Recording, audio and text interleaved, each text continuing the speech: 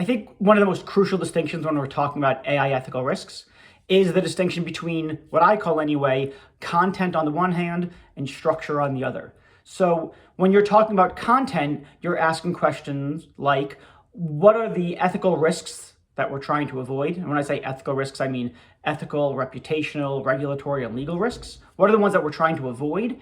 And what are their sources? Where do these risks come from? The structure side of the AI ethics risks program is, well, how do we do it? It's how do we systematically identify and mitigate those risks? So think about that. Think about that in terms of the mechanisms by which we identify and mitigate those risks. You can think about it as AI governance or something along those lines. The reason that the distinction is so important between content and structure is that I think that most people understand the content level, frankly, at a relatively superficial level.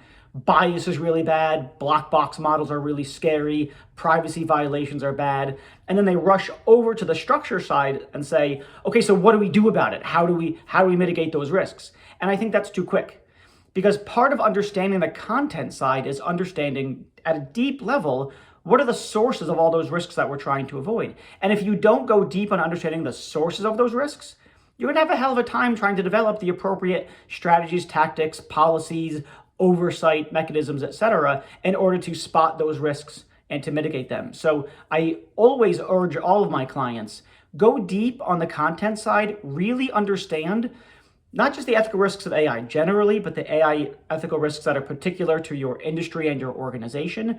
Go deep on understanding what those sources are. And after you've understood the problem deeply, you'll have a much easier time developing the appropriate governance structures.